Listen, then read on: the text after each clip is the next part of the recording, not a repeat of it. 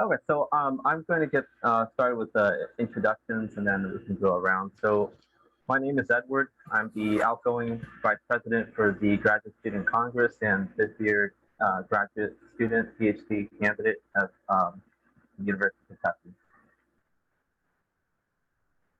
I'm Tamariel Brooks. I'm a licensed clinical social worker, currently working at the UK Counseling Center, where I've been with that department for 6 years. I do some other things. I'm also a graduate student as well in the DSW program with the Doctor of Social Work. So I am too also wear dual hats as an employee and also a graduate student at UK. Moses, you're muted. Good afternoon, everyone. I am Olumuyiwa Moses Desmenu. I'm also a graduate student at the EPE. I just completed my second year and going into my third year. And I'm a parent, I'm a Black person, and I'm also married. I don't know what else I should say. Thank you.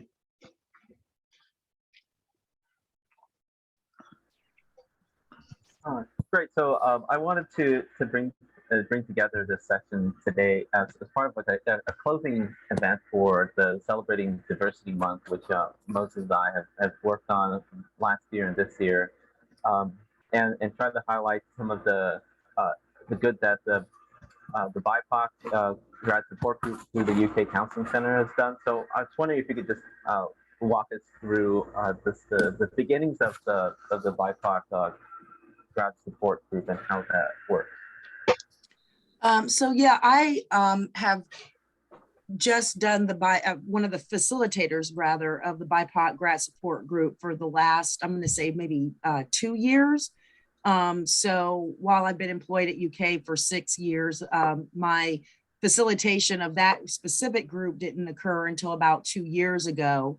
And so I don't know history prior to my participation in the last 2 years, but I'm aware that overall at the Counseling Center, we do tend to tailor specific groups and workshops to marginalized identities. And while we had and still do have a general, I'll call it a general graduate support group for everyone, I believe what happened is we found that it could be beneficial for students of color in particular to be able to have a space to talk about issues that they struggled with as BIPOC grad students. So there was somewhat of an evolution in terms of moving from everyone who's a grad student being in the general, what again, I'm going to call general grad support group, and identified that, again, there were specific themes and specific issues that BIPOC grad students were presenting with, whereby it would be important for us to create a space for that population to be able to openly and comfortably talk about issues they encounter within their specific programs. And so that evolution happened about a couple of years ago.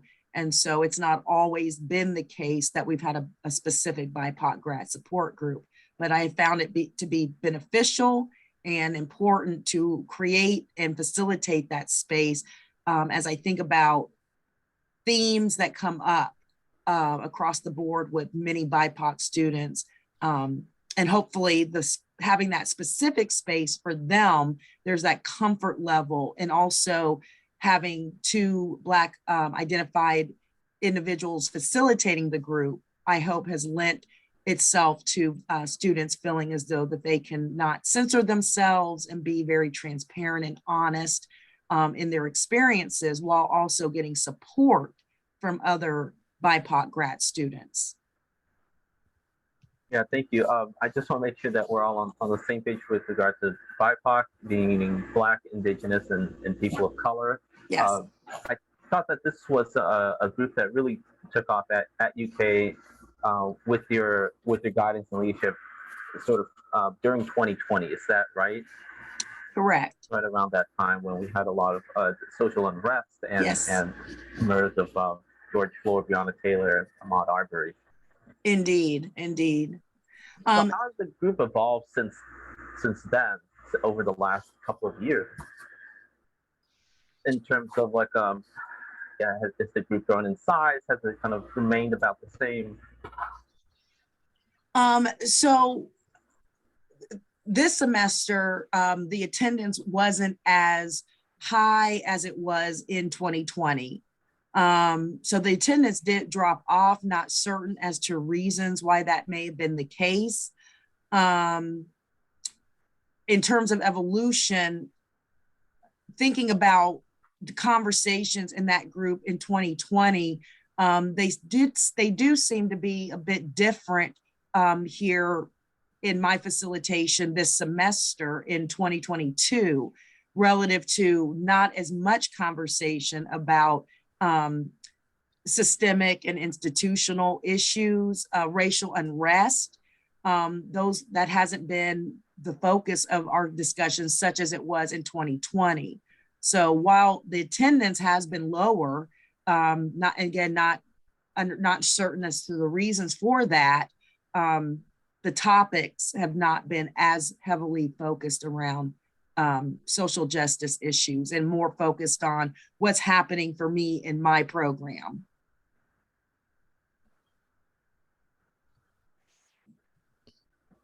Yeah. So in terms of disseminating the program, have you considered sort of partnering with other units on campus to kind of broaden that, or to primarily, do people hear about the program primarily through either word of mouth or when they're referred to within the counseling center? I'm not sure if this is something that you can publicly discuss. Well, no, I mean, it is word of mouth, and it's also when folks come in to the center, the first point of entry with the initial consult, and the clinician identifies that your issues you're presenting with would be appropriate and best fit for the BIPOC grad support group. I know that there is information that's disseminated to, and I'm going to probably get the acronym not correct, but CPGDI. I'm not sure those letters were in the correct order. The Center for Graduate and Professional Diversity Initiatives, Yes. CGPDI. Yes, that. So that department is actually the department that we do most of our advertising, if you will, marketing with regard to this group is available. Because it's grad students only, there isn't that marketing to undergrads that might look different. So at this point in time, it is generally the one department that we do our marketing towards. And that's something that we can talk about when we do our summer planning, as we typically do with the center over the course of the summer session when things have slowed down a bit and we do more focused planning for the fall. That's definitely an area that we can consider in terms of what other partners, what other departments on campus could benefit from having this information as well. Yeah, absolutely. I think what comes to mind is are like the DGS meetings with the directors of graduate studies. Those seem to be, I think, happening at a monthly rate right now with the current acting dean, Martha Peterson, and I feel like that's one avenue that could be like on the agenda for sure. Yeah, I'm definitely open and interested in getting this information out to as many folks as possible that we do offer this service, as many have found it to be beneficial. Even if, like, again, as I said, this semester numbers were lower comparatively. However, the quality of the conversations was still just the same as far as effective and useful from the feedback I've received. But definitely we want to think about who else are we not reaching that could get benefit from this space. Now, as we transition back into a more in person, as it seems to be for the fall 2022 semester, do you see this kind of taking place as a hybrid or all in person uh, format? How will the format look like going forward? So we've not heard any feedback as far as the non-in-person online format not being effective or helpful for folks. So as a center, we are open to students coming in person if that is their preference. And so this particular group, however, has since COVID has remained online. So there has not been discussion as of yet in terms of in person or not.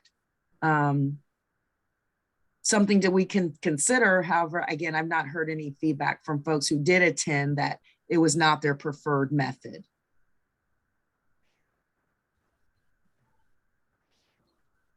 Moses, do you have any questions None for about the now. program? No, none for now. Actually, I'm curious how the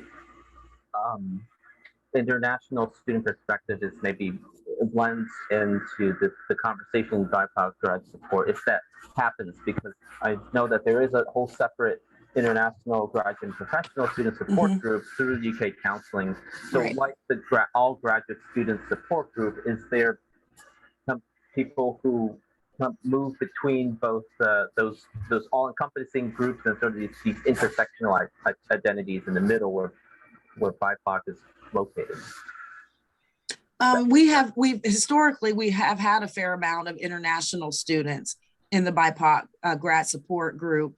I can't speak to students who necessarily maybe do both of those groups, and I'm not a facilitator for that particular international support group, but indeed there is that intersection that does come up in the BIPOC grad support group relative to acculturation issues, and how that impacts students who are international relative to their academics and navigating their graduate programs.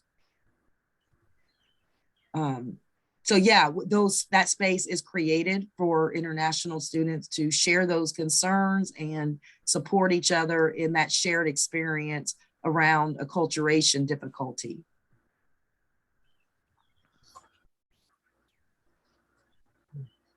Yeah, this brings me back to an article that I've read about recently, which discussed how some of the, for example, the South Asian caste system is carried over to the United States. I think within that article, I can't remember where I read it, but it discussed how oftentimes people think that this is something that it just happens in India, for example, but in fact, a lot of people who are coming to the United States as immigrants might continue to carry that stigma or those practices with them, and that becomes a complicated issue because you have Dalits who I believe are lower in caste, and then sort of like the Brahmins and others who are coexisting in the United States as immigrants, sometimes working in the same states, maybe even at UK. And some universities have come out with responses by modifying their non-discrimination policies to reflect that, to specifically say that this is something that we recognize and is something that needs to be addressed. I think University of California system recently did that. Is that something that you've encountered here? So for clarification, can you repeat the question in terms of what is being encountered? Well, what is being encountered is that the systems of a hierarchical oppression that have occurred in other societies as international students and come to the United States, sometimes those systems and those belief systems are brought with them. And I'm not singling anyone out in particular, but this article discussed how some universities and companies have had to specifically define this type of discrimination, and whether that's something that I'm wondering whether that's something that is a conversation that has occurred here at UK. Well, if I understand what you're saying and asking, again, speaking specifically with the BIPOC support group, we do talk about systems often. I'm not sure if that's addressing your question, but systems and oppressive systems, and institutions that are inherently racist absolutely does come up in our conversations. For some students, it's a new experience, and that's what's difficult to navigate, because there might have been a prior assumption that things are fine, and because it's a university, somehow I'm protected against all of that, and come to this realization that no, it's part of a larger system that some just haven't experienced or not familiar with, wherever it is their home country might be. And so that can be a whole process in and of itself, in coming to that realization, this isn't what I thought it was going to be. As it's speaking from the international student perspective that I've heard, this different idea of what America has been painted to be, and their perceptions of what they have thought it was, and then come to UK and experience a harming experiences, or within the Lexington community in general. And so that's a process in and of itself to come to terms with that reality. And so then coping with that while also trying to maintain academic focus. So I hope that answered the question, if I heard how you were phrasing that correctly. We absolutely have those discussions. So it was, sorry, Edward, it was asking if the discussion has begun to look at influencing the policy on diversity and or inclusion for international students. Has that started happening? It's increasingly being recognized. I'll try to see if I can find the article while we're here. And but I'm not aware of policies. I'm not aware of overarching policies at UK that speaks to that. I mean, I know that I'm aware of various offices where someone can report an issue that was harming for them. That's the closest I can think of as policy, is that you have resources to share your concerns. And what you described sounds forward thinking, and I don't know to the degree that that is happening system-wide at UK. Now, how can graduate students and professional students like ourselves here refer our peers to the program, or introduce them to this program? How can we do that in a way that is, humanistic and not like, oh, here, this is something that we think will help you, but I'm not approaching this as a licensed therapist or counselor. Mm-hmm. Sure. Well, I mean, I'd imagine if someone becomes aware that one of their peers is struggling with some issues around just the grad student experience and the stress that comes inherently with that. Once that may come to your attention or your awareness, however a student might communicate, or peer rather might communicate that with you, I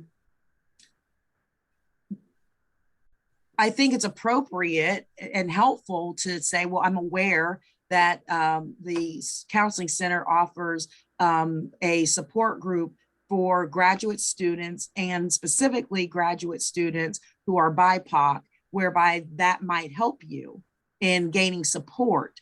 It is a support group, and it is students helping students. So while there's facilitators, of course, the heavy emphasis really is on students helping students. So again, it sounds like you could benefit from being in a space with other BIPOC grad students and get some support around this concern that you're sharing with me.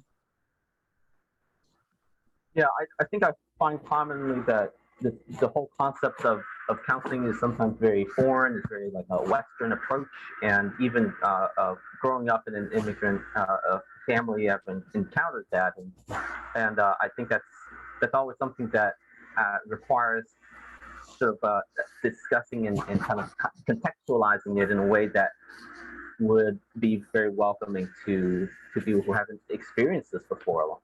I think that's a very important part of the discussion, the puzzle here.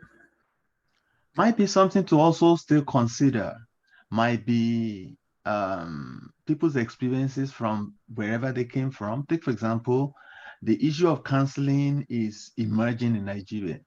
Prior to now, you handle your issues yourself as a Nigerian, or if you have great parents, they help you handle it. Do you understand? Mostly, if you will have anybody supporting you, maybe your pastor or your religious leaders. Do you understand? So if you find Nigerians coming into this place, I don't know if they've been approaching your office, but that may be a reason why you have not been seeing them, because they are not used to doing that. They take their problems and do their best to solve it all by themselves because they've grown to do that.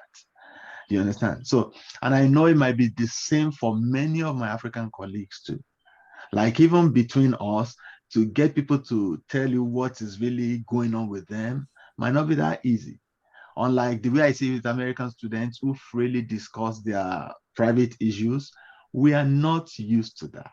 Yes. And sometimes even when you are going and people bust that in church now, my wife is just adjusting to hearing such. She'll be like, do you see how much of information she's dropping on the table? Do you understand? And those are not, those are things we consider as personal, that you handle yourself or within your own caucus of closeness. Do you understand? Yes. So please, maybe you take that into consideration as you relate with international BIPOCs. And I think the same thing applies to most of my Asian colleagues too. So please I appreciate that. I appreciate your perspective, because I agree culture plays a significant role in regards to how one views receiving help, whether that's in individual therapy or more collectively with our support groups. A lot of messaging relative to one's culture does influence one deciding or taking the initiative and the efforts to reach out and get help. I've seen that not only with culture, but with gender as well. When you look at some gender socialization around asking for help. And so that is something I have, as a clinician, I have noticed for some students who come in at the entry point of initial consult, I'm not certain that I want to do this, or fears about counseling because of all those messages, and including culture. I'm going to add family. There's often sometimes family messages, spoken and unspoken, about asking for and receiving help. So it's something to actually really consider in terms of, so if we were to put this information out there that this is available, how does one work through that issue of their cultural socialization to buy into the fact that this could actually benefit me? That's going to require a lot of challenging those deeply held messages around individualism. So when I hear dealing with my own problems on my own, individualism is what I hear. And that speaks to, I believe, our American culture as well. Okay. Like I had an experience when I got into UK, and I never visited any office because I didn't even know there may be support for it. I just went to my room, trepid. I was coming from class and I got to the Baptist hospital. That was early in 2020 when I got in. I got to Baptist Hospital, and that was my first time of passing that route. I was to go to Shawnee Town. Then I saw this beautiful hospital. I've never seen such beauty until I got to that point. My first instinct was to take out my phone and take pictures. And this is just pictures of building. There was nobody outside. I didn't even see the officer that came to harass me. He just appeared from nowhere and he harassed me. I was harassed. I was trepid. I was fearful because he was all with his gun and he was touching it. I don't know why. I had to just walk back onto the road.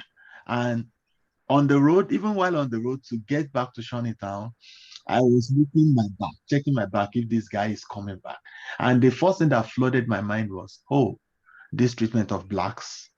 And he was a young officer that I expected could have had exposure. You know, when I had that experience, I never even bothered to check whether there was help or whether I would get help.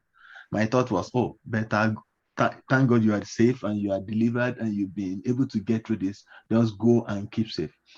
Yes, eventually the international office got to know and they tried to look into it, but you know, it wasn't so much issue since I didn't get harmed. Do you understand? But if I was used to looking for help or knowing that there could be help online, maybe I could have. My thought was, let me just get out of this environment and be sure I am safe.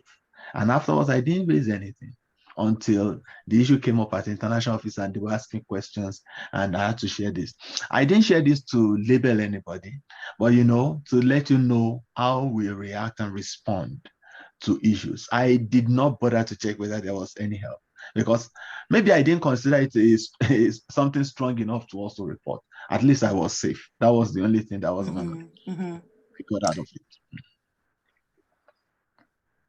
I'm sorry that that was your experience. And what I was thinking as you were speaking, when people of color have repeated traumatic experiences, it can really interfere with mental, emotional health, well-being, and academics.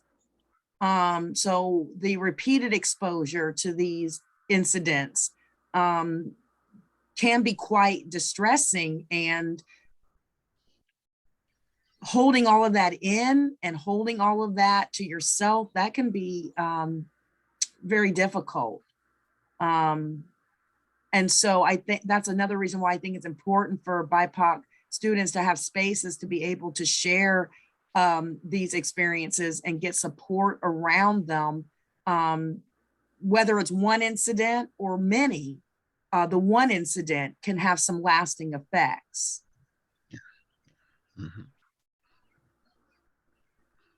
I like this concept that Moses brought up because it reminds me of like a multi-pronged approach of support. Like maybe you might have like your life coach, and then you have your pastor, and then you have a counseling group, and maybe you have like a cultural group that you might belong to. And I see that in how you described the collaboration with CGPDI. One of the programs that they've been running is the Start to Finish mentoring program, which I've had the honor to kind of help coordinate as well in the past over the past year. Uh, I'm wondering if that's something that's their specific like collaboration with the Start to Finish mentoring program, or whether how that could be improved upon. Well, I was aware of the mentoring program. There has not been collaboration. That's an area, again, that can be considered. And that sounds like that could be definitely a very good and effective collaboration. I wasn't aware that was the name of the program, but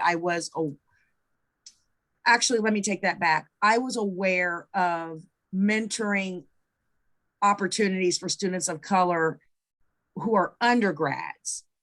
So this actually is new information to me, to be honest, about that particular mentoring program with CGPDI. Yeah, maybe it's really recent that they've expanded it to, it's been a graduate student or professional student mentoring undergraduates, and then in the 2 years that I've known about the program and have have mentored an undergraduate mentee, in some cases, graduate students who want to be mentored are paired with a faculty A mentor who is faculty. interested in having a mentor outside of their research advisor and maybe Okay. outside of their department. Okay. So, Well, yeah. that's good information to know. I've noticed that it's gone by different names in different institutions. I know that in the University of Regina and in Dalhousie University in Canada, I think they specifically call it like the BIPOC mentoring program. I'm not sure if that name change would help make that clearer because it's something that we've discussed about. I've discussed with the program managers, and maybe that would sort of make that collaboration clearer. Sure, sure. Well, that's something I'll actually look more into over the summer. Another group could also be the ISSN, International Student. Is the ISSC?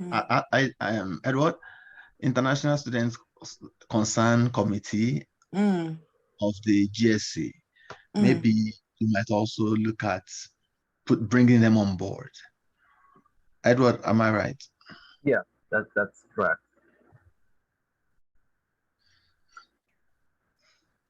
So how do we, given that we're now about 2 years out from all the upheaval from 2020, how do we continue that discussion? That's been asked around in many of my circles, in my academic circles and other places, but I don't think anyone really knows how. And as we return back to normal, I think there's we risk sort of, letting that fade just a little bit. I don't know how we can continue to keep those at the forefront of equity discussions either at UK or in the broader community. I don't know if you have some advice about that in terms of in the context of the BIPOC support group.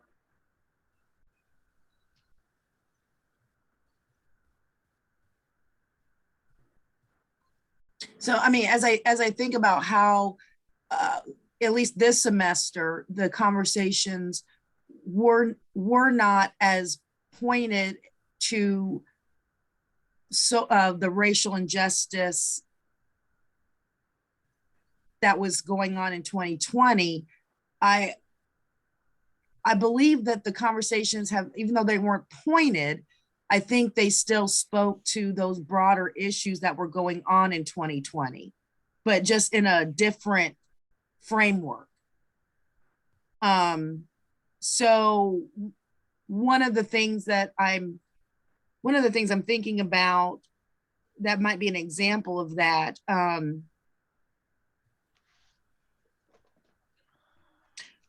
again, it may not sound connected, but to me, it is sort of is when I think about how specifically the Black women who have attended the support group have made a lot of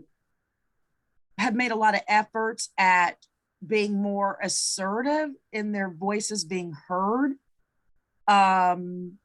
rejecting some of the ideology around what it means and what it should look like to be a Black woman. I don't know that I heard those conversations happening as collectively as I have in the past few semesters.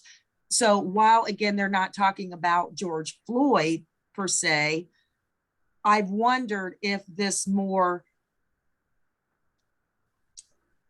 intentionality around, I'm going to change the way that I show up. I'm going to not apologize for the way that I show up and the way that I present myself in society, in my classroom, in my program. And that seems empowering. And so not that wasn't happening in 2020, but it's my belief that the conversation around race and inequities, from what I've seen in the last couple semesters, specifically to the Black women who come to the BIPOC group, there is more of this energy and intentionality around I'm not holding back. And I'm going to be my authentic self. And I'm going to be assertive and not be silenced. And that has been exciting for me to watch. Whether that's connected to 2020 or not, this is what's happening in the space recently in the last couple of semesters.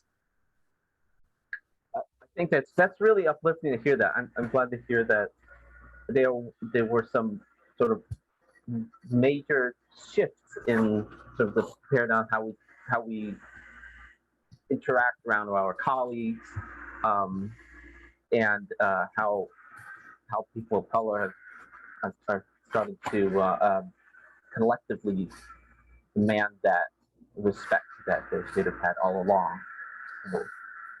Do you include specifically, like, do you invoke specific like academic concepts in these BIPOC like support groups, such as intersectionality or other more obscure kind of sociological concepts that I've had to kind of grapple with in teaching a course on environmental justice? Mm-hmm. So again, I hope I'm understanding your question. What's coming to my mind, and again, please tell me if it doesn't address what you asked, because it is so, there's no structure really. There's no structure, and you present with whatever is going on with you. There's themes that have come up over the course of the years around imposter syndrome and how that looks different sometimes for people of color versus white students. There's no theoretical framework orientation.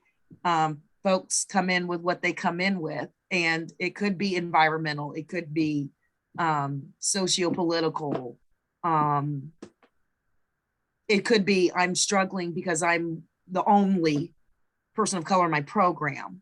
So it's intentional that the space is just very laid back and very open so that folks can talk about what their experiences are and what's going on with them. So again, I don't know if that answered your question or not, but we hit on whatever it is that's coming up for folks in the space.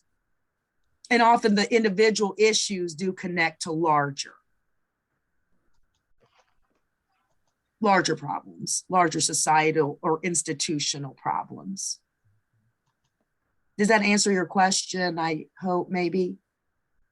Yes, it's just I recently started to think about this kind of more comprehensively because of the course I've been teaching on not only social justice, but sort of like the environmental justice perspective, not only with toxic waste, but all the different like other marginalized identities that can change how a single issue will impact the different neighborhoods or families very differently, even if they're in the same geographic area. And so that's just been very forefront at the forefront for me, and so that's the approach that I've kind of been thinking about these things. It hasn't come up as much. Those sorts of things really haven't come up as much. And I wonder if it's because, like, again, it's the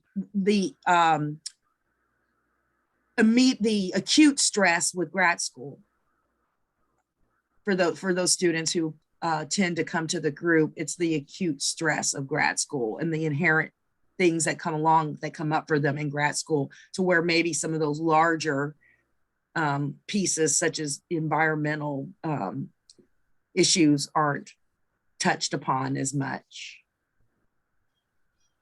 Important issues, but I just haven't heard it come up as much. Yeah, so now that the semester has come to a close, do you see this continuing over the summer, or is it just going to pick up in the fall on a weekly basis, right? Yeah, so the group is weekly, and we'll pick it back up in the fall. I was wondering also if maybe one of the efforts should also be concentrated on confirming or helping people to differentiate between the support systems on campus, because sometimes I've been in situations where people tell me, what's that again? What's the difference between them? I think I saw something like that in the international office. So maybe some efforts should come into ensuring that we clarify that confusion and let people know what each support system is doing and why this is not a duplication of previous efforts or something. But I like the way that you said for the women of the BIPOC women, the efforts you have made. But maybe there should be some more clarifications in the adverts and those things to help people know the difference between the support how specialized your support is compared to the general support they could get from other units in the UK. Other supports they could get within UK. Yeah.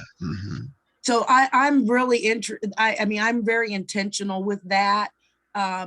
When I actually, because I say that because I'm very much of a collectivist and collaboration minded individual.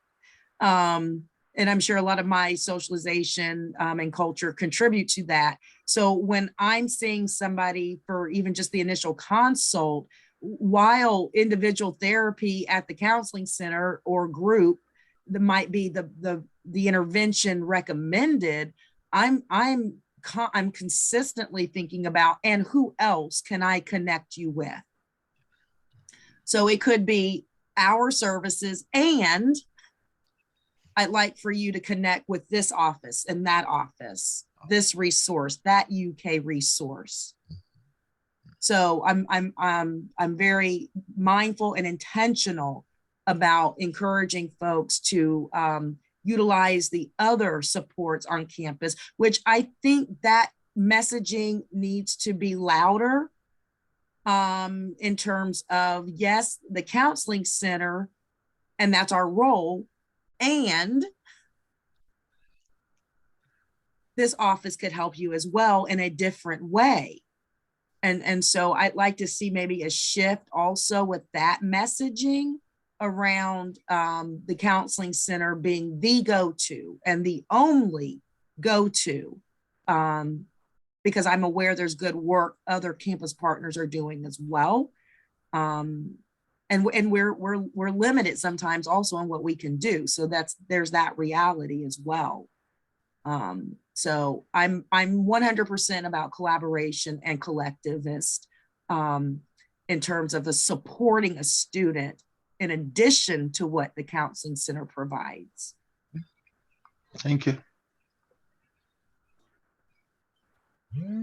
This reminds me of the common rebuff I'll hear is like, oh, well, I think you term it perhaps like psychotherapy, where this is just therapy through discussion, right? Is that correct? Are you talking about individual therapy? No, it's still within the context of the group therapy. Because a lot of people kind of brush this aside and tell me that, oh, well, why is this really going to be a great use of my time? You're just sitting around in a round circle an hour a week and just talking about each other's like issues. And so I'd like to hear like what you have to say to those, or what someone like ourselves could say to those skeptics. Well, I appreciate the question. Actually, that's something I have actually focused on in my grad work right now. So I can definitely speak to that. I've been looking at attitudes regarding group versus individual therapy. And there are some attitudes and beliefs that folks have about group therapy that that could bear being challenged.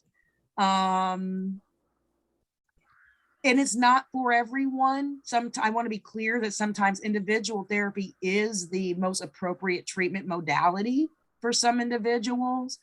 I would like to see our groups more heavily utilized. And I say that because I'm aware that there are some collective problems that students are encountering. And from a resource standpoint, with 20-some staff, we cannot realistically see students for their individual problems that really are collective. And so therefore, even just from a strategic lens, if we put you in a group where you're all experiencing the same thing, it just looks different for you as the individual, but really it's a collective problem. I think that's efficient resource management. Unless a student doesn't mind being on the wait list for months for individual, well, we have something for you that you can attend weekly. So I do think attitudes around group and around your problem it's a common problem. So there's attitudes actually and beliefs and myths that do prevent folks from leaning into being receptive to group support. And so that's something I've been looking at more intently. And if perhaps some of those beliefs could be challenged, that might change some attitudes around that and being more receptive to a collectivist model. Yeah, well, I feel like there's a lot of individualism, especially in American society, and I think we can always benefit from more of those like kind of collectivist discussion and support. So I'm really happy to hear that you're doing work on that, and I look forward to how to your dissertation and your work in the next few years. Well, thank you. Thank you. Thank you so much. Well, do you have any more questions? Oh, none for now. None. Okay. I think she's responded to all my questions. Yeah. Thank you so much, Tamara. Yeah, it's been my pleasure to sit with you guys today. And I've taken down some notes and some ideas and some feedback that I'm happy to take back to staff as we do more planning and being intentional about getting the word out about this group. And I'm not quite certain how attitudes can shift or change from that cultural socialization lens around seeking and asking and receiving help. But I do know that we've worked to destigmatize mental health issues. A lot of our outreach efforts at the center have been around destigmatizing. Yeah. So thank you for allowing me to be here today. Thank you so much. Thank you so much for your work and everyone at the Counseling Center. I know that the Graduate Student Congress has I think a collaboration for a session on work-to-life balance, I think with Megan Marks on May 11th. So there'll be more information about that. And this is just like a closing remark I want to add here for celebrating Diversity Month here. Just bear with me for a moment. So if you know of anyone who's interested in doing this, this is an archival program that this is the second year we've been doing this to kind of archive the stories of our graduate and professional students' diversity and how the different walks of life they come from and how that's affected their experience at UK. I think that's an important piece that is not often researched. It's not. I think there's more information about this for undergraduate students than for graduate and professional students. So this collaboration with UK Special Collections, I hope this continues, and really you can submit anything in any format as long as you can upload it digitally, and it can be any format, literally. So thank you for sharing that. Is that something that you could send to me potentially? Because I'd like to share that with the grad students I work with. Yeah, I find it to be very inspiring, and yes, I will. Yeah, if you could send that email to me, then I'll disseminate that. Yeah, I think it kind of increases feelings of belonging when it's like sure a piece that goes into an actual archive. So. All right. Well, thank you so much again. Thank you.